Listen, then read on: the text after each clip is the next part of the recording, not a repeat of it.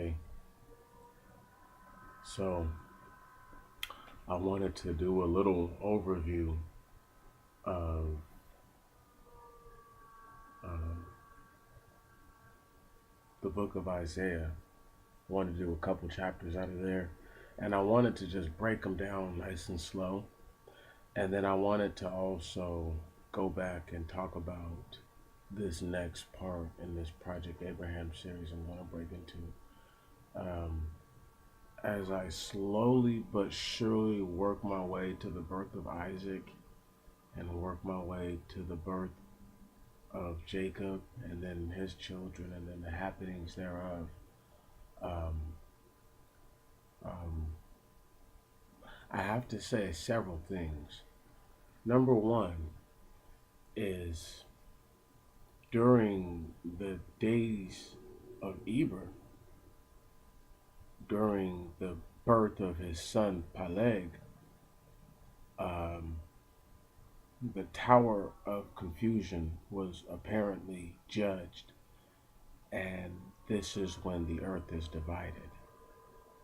There is the giving of different languages, the changing in frequencies, apparently, that are emitted from the mouth, the vocal cord uh, vibration and pattern that occurs when one speaks.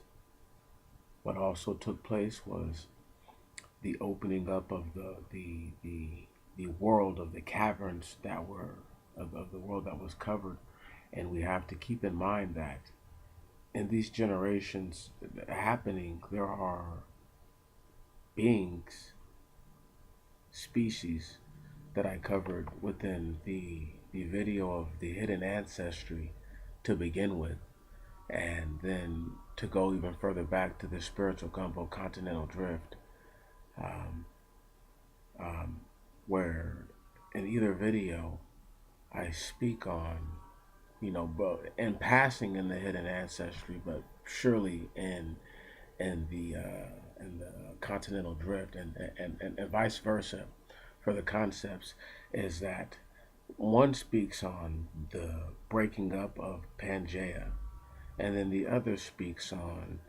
the the comeuppance of the things that are called Gentiles. And I just wanted to point out that the creatures and the giants before the flood were not considered Gentiles. They were still called men and giants, you know? So the fact that they were referred to as such and not Gentiles means that the Gentiles are beyond being a specific race, they are a consortium. And the reason why I say a consortium is because to overlook basic things within history, let's take, for example, the correlation of the time frame of the invasion of the Sea Peoples and the Exodus and of the Hebrews and the expulsion of the Hyksos. When we look at this carefully, one has to keep into their mind that during this time period, the reason why the Most High told uh, Moses to take the people a specific way and not other ways was so as not to make their hearts fail and make them go back into Egypt because they were about to see fierce combat. So the understanding is that before the Exodus or during some time when they were servants that these forces had come to the region and had started waging war because this was not indicated at any time during the times of Abraham, nor during the times of Isaac, nor during the times of Jacob, nor when Joseph was within Egypt. Nor was this made mention of during the time wherein which Moses was just seeking to have the people to be let go. So, but the mentioning of there being a foreign force or forces of people within the land who were not of the land is made mention of. The reason why I say this is because um, this force of Assyrians that people may be under the guise of believing that they are going to be totally crushed and destroyed. I just wanted to read this to you. I'm going to read the latter passage first from chapter 20 of Isaiah. And this, to me, obviously, parts of this are speaking. This is to speak on what is going to be happening to the Egyptians, in tandem. To say that some of the events that are going to take place with the Egyptians, and to say that this is going to happen after, uh, um, I just have a hard time believing that. Here we go. I just hope that we all are on the same page here. I'm going from one thing I was just talking about, totally random, to this, to the original subject. In the year, excuse me, in the year when Tanathan came to Azotus, when he was sent to, when he was sent by Arna, king of the Assyrians, and warred against Azotus, and took it. Then the Lord spoke to Isaiah, the son of Amos, saying, Go and take the sackcloth off thy loins, and loose thy sandals from off thy feet, and do thus, going naked and barefoot. And the Lord said, As my servant Isaiah has walked naked and barefoot 3 years, shall there be 3 years for signs and wonders to the Egyptians and the Ethiopians. For thus shall the king of the Assyrians lead the captivity of Egypt and the Ethiopians, young men and old, naked and barefoot, having the shame of Egypt exposed. And the Egyptians being defeated shall be ashamed of the Ethiopians. And the Egyptians being defeated shall be ashamed of the Ethiopians, in whom they had trusted. For they were their glory. Did you hear me? For they were their glory. And they that dwell in this island shall say in that day, Behold, we trusted we trusted to flee to them for help, who could not save themselves from the king of the Assyrians. How shall we be saved? So, now we're going to go to Isaiah 19, but before we do, I'm going to speak real quick. I'm going to go right here to Google real fast, and we're going to go islands. One moment. Islands located near Ethiopia and Egypt. PT, come on. Okay. So here we go. We're going to pull up images, and I'm going to see. I'm going to look them up. Nope. Nope. Nope. It would have to be a small piece of land that they're not going to show me right now. Hold on. It's not Eritrea. It'd be this little. So listen, by Eritrea, by Ethiopia, right? By what I would have believed to be Egypt back in the day, because this is what I'm looking at now. By the Gulf of Aden, close to Djibouti, there's these little small chains of islands. So I couldn't indicate which little island it could be talking about, and then beyond that, there's if you look at Yemen and Arabia, Qatar, and all that stuff like that, there's even little smaller islands over there. So it just depends on what the geographical locale is supposed to be at the time. Um, we have to always go back into the frame of time that the scripture is giving us. We can't say, oh, well, this is Egypt today, so this is Egypt back then. No, you have to go get on a map and see what they tell you. Um, um, Let me think about it. Let me find it. 1 second. So, you have Yeah. I mean, I'm just not seeing it. There's no actual physical name to the spot. Okay, so here we are. There's a spot here. There's a couple of spots. Let me read them. These islands, Farasan Islands, the Zugar Islands, Harish Islands. Um, where else? Let's see if there's any more that come up on this little thing that I'm looking at. It takes this kind of research, y'all. This is why I normally don't just drop it, every little piece that I got. Because I have a bunch of stuff that I haven't even been able to put down into a thought yet. Because it's like, I don't know how to explain it to people. You know, it's different when people don't, don't, don't exactly say what it is that they do or don't understand. You know, uh, yeah, that's it. That's the names that I could surmise that I could get. Zugar Island, Zugar, Harish, Harish. Um, what's the other one? Farasan, Farasan. Okay, so that could be the islands that they speak of. But then again, I mean, who knows what the names were back then? I'm just trying to give you a visual. Like if I had to pick somewhere, and it was like, well, this is still the general locale. You know, I'd have. You can only go with so much. They only give you so much. So I'm just saying that there are little islands there that are indicated between these places now. So you can't say that they don't exist today. With that said, Isaiah 19 is the vision of Egypt. Behold, the Lord sits on a swift cloud, and shall come to Egypt. And the idols of Egypt shall be moved at his presence, and their heart shall faint within them. And this is the idols.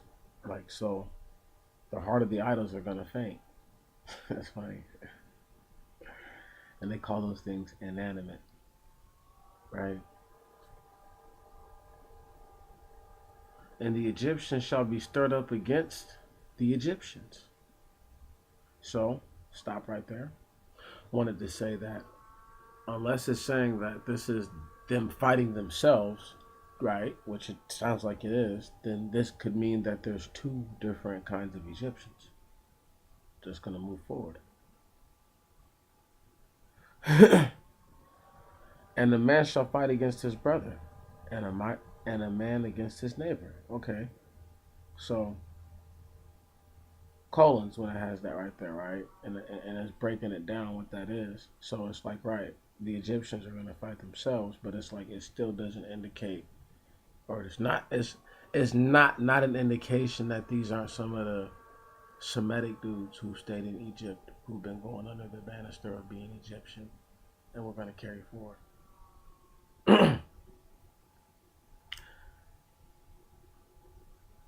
And I'm not saying that to go against scripture or anything like that. I'm just saying that to discern within the deeper parts of this that there's obviously people who still live within Egypt to this day who are going to be judged there, just like people who live among the Assyrians. You know this. Surely you know that there are our people are still among the Assyrians to this day. However, we're not going to get carried away with that.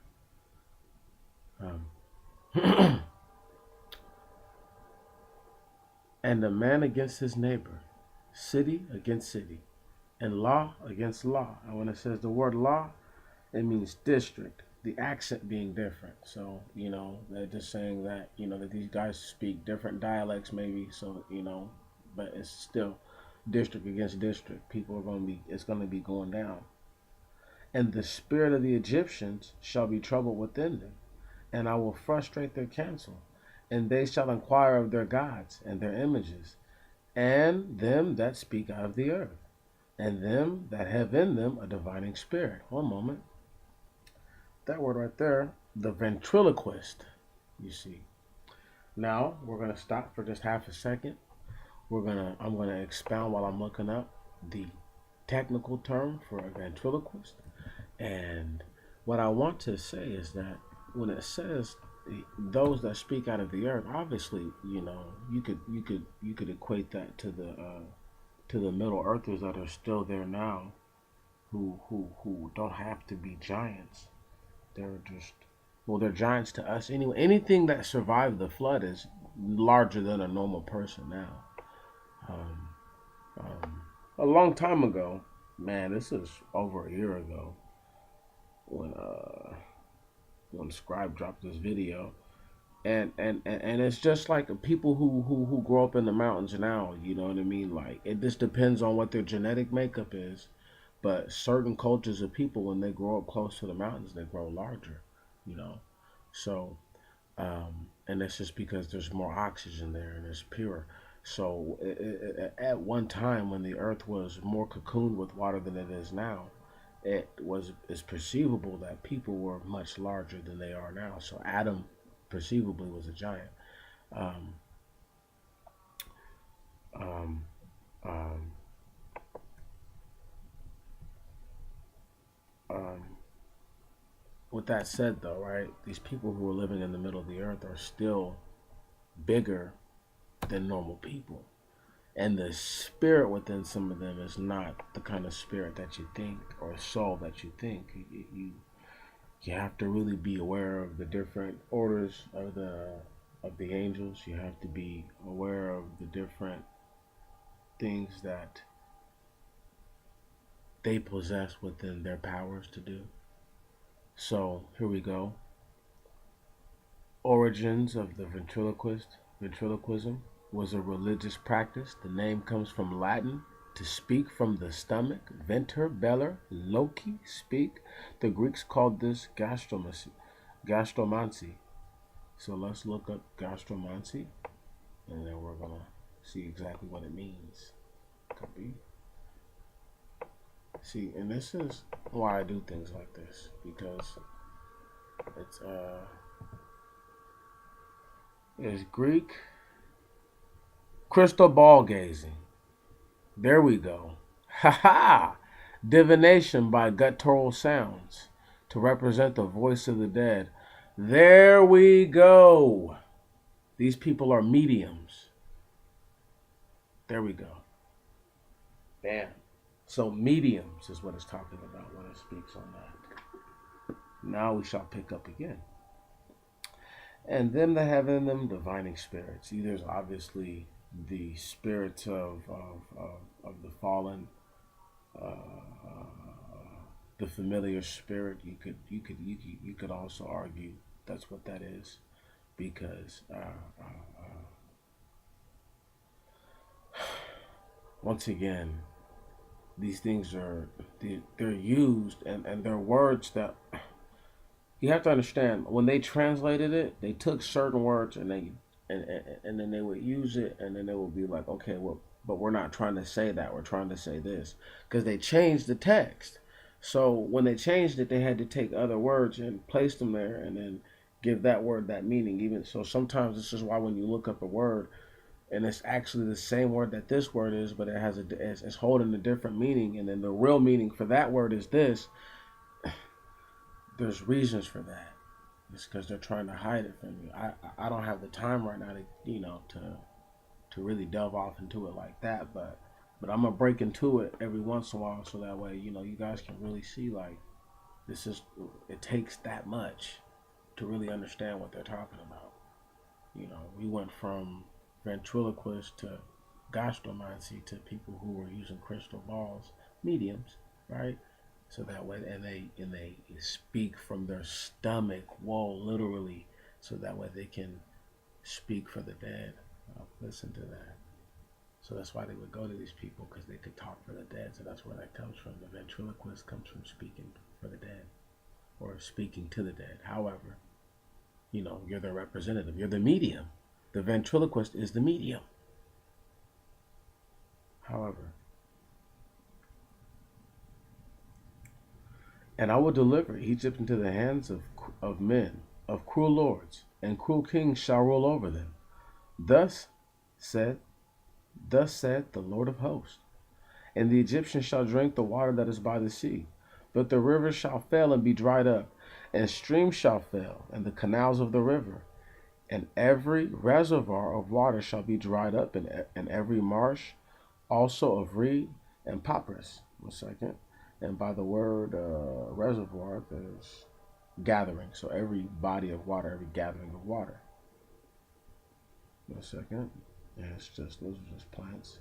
And all the green herbage round about the river, and everything sown by the side of the river shall be blasted with the wind and dried up, and the fisherman shall groan, and all that cast a hook into the river shall groan, and they shall cast nets, and they also that cast nets, and the anglers shall mourn, and they also that cast nets, and the anglers shall mourn, and shame shall come upon them that work fine flax, and them that make fine linen. One moment, and by the word fine, that work at it. Okay. And them that work at, and they that work at them shall be in pain. And all that make beer shall be grieved, and be pained in their souls. And the princes of Tanis shall be fools. One moment. So we're going to keep carrying on. 1 second. And as for the kings, wise counselors, their counsels shall be turned into folly. How will they say to the king, we are sons of wise men, sons of ancient kings? That's funny. Where are now thy wise men? And let them declare to thee, and say, what has the Lord proposed? What has the Lord of hosts proposed upon Egypt? The princes of Tanis have failed, and the princes of Memphis are lifted up with pride, and they shall cause Egypt to wander by tribes. Did you hear that? For the Lord has prepared for them a spirit of error, and they have caused Egypt to err in all their works, as one staggers who was drunken and vomits also. Now I wanted to go ahead and pull something up real quick on Tanis. Okay. Bam.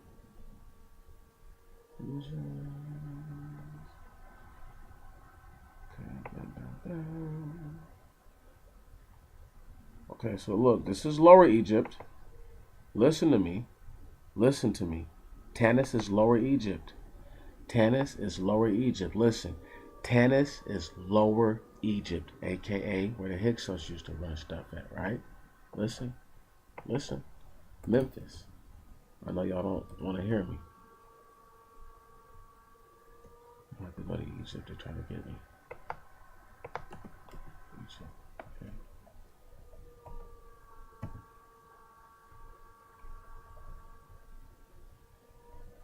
Okay, now check this out. Look. And I'm gonna have to go to ancient Memphis just so that way they don't try to pull no funny. Ancient Memphis, Egypt. There we go. Bam. Map. Alrighty. Let's pull it up.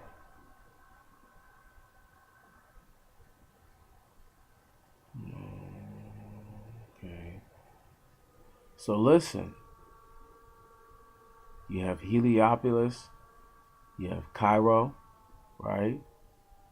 Then down over to the other side, you have Abu Ghraib,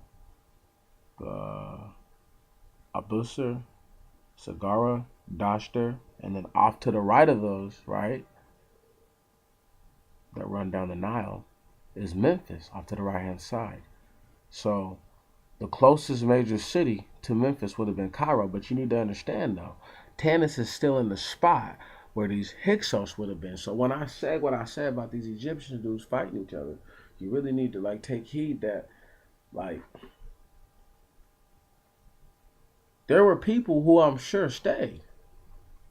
You know, like they identify with being Egyptian. You know, there was Egyptians who left with the Hebrews. So I mean, like you gotta like really like think about like the logic of the situation, you know. Uh, uh, uh, but we're gonna come back though. We're back. This is taking a little bit of time to do because I just want to just break down those little things when we come to them. So when it says the princes of Tanis have failed and the princes of Memphis are lifted up with pride, and they shall cause Egypt to wander by tribes, right? So that means that right, that means that where they really come from is going about to show. For the Lord has prepared them for a spirit of error, and they have caused Egypt to err in all their works, as one staggers who is drunken and vomits also. And there shall also be no work to the Egyptians, which shall make head or tail, or beginning or end. But in that day the Egyptians shall be as women, in fear and in trembling because of the hand of the Lord of hosts, which he shall bring upon them. And the land of the excuse me, and the land of the Jews shall be for a terror to the Egyptians. What? And the land of the Jews shall be for a terror to the Egyptians. Now,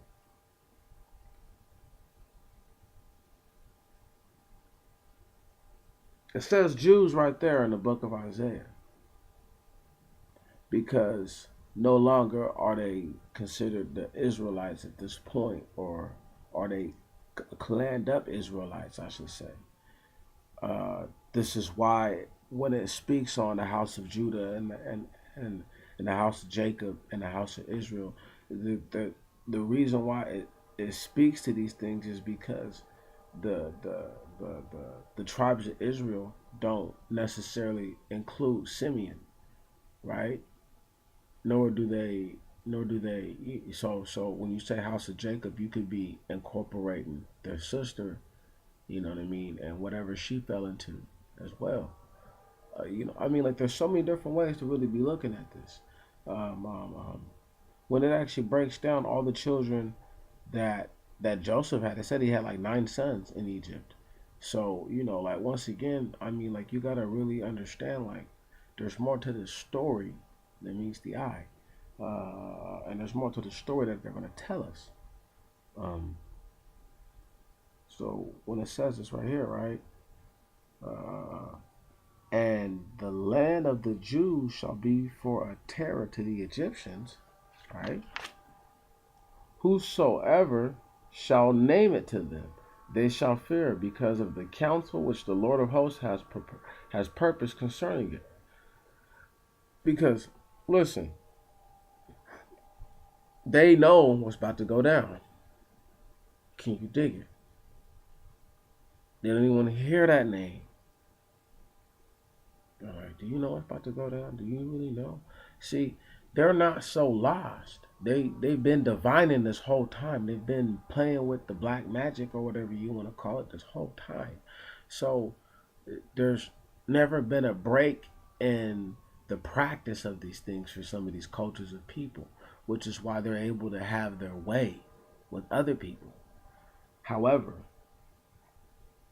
we're gonna get to the end of this. And that day there shall be 5 cities in Egypt speaking the language of Canaan. Listen, speaking the language of Canaan.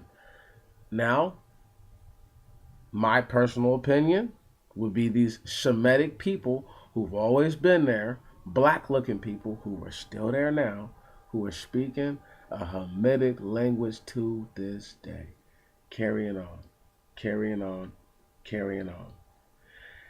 And swearing by the name of the Lord of hosts. And one city shall be called the city of Ashdod. One second. The city of destruction. And that day there shall be an altar to the Lord in the land of Egypt, and a pillar to the Lord by its border.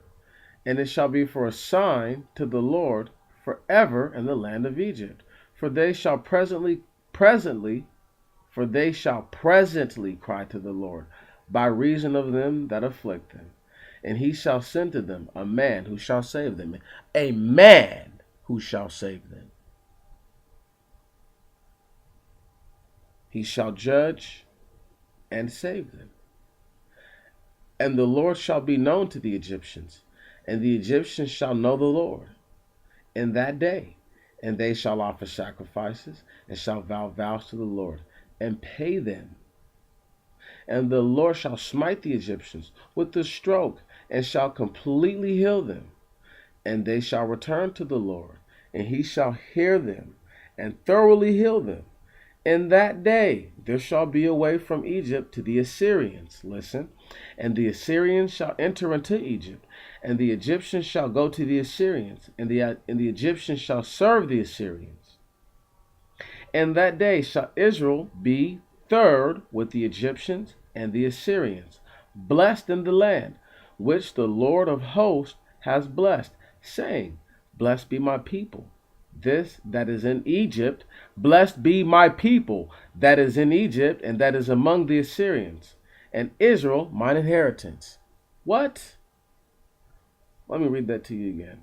Blessed be my people that is in Egypt, that is among the Assyrians, and Israel mine inheritance. So he's saying his people are among Israel, his inheritance. Did you hear that? I'm not making that up. I can't make that up. It's right there.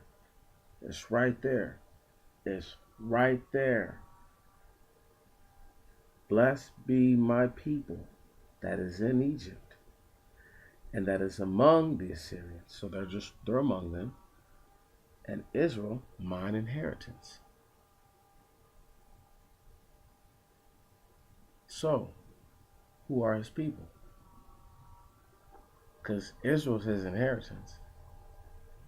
Once again, man, I'm not reaching for nothing. I'm just asking because it's there, right?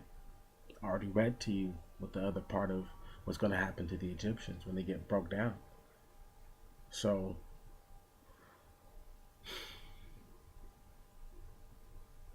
I don't know. That one has got me perplexed. That one, oh yes, that one right there has got me perplexed. Most definitely. Scratching the wool. But if I had to guess,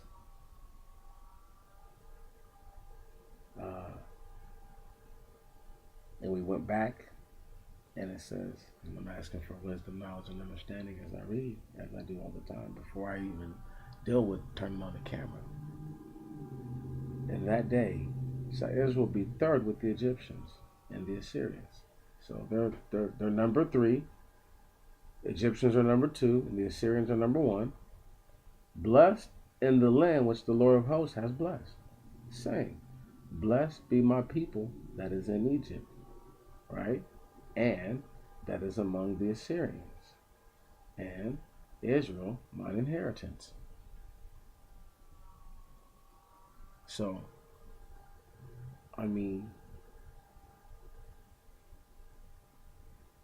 yeah. I mean, unless it's double tongue, unless that's just to confuse everybody real quick, and he's like, I'm really talking about Israel. Some of his people, which may be the stranger or whoever, however people get there, right? People that worship him, my people. Anyway, I'm not even going to get carried away. But do you see the major thing in that? And how this Assyrian is not the one wrecking stuff. This is the Assyrian that came from the loins of Abraham. I'm sure of it. I'm positive of it. I don't even want to go there. Sorry to take up another half hour of your life. Um, it takes all this. Thank you. And yeah, thank you. May the Most High be with us all.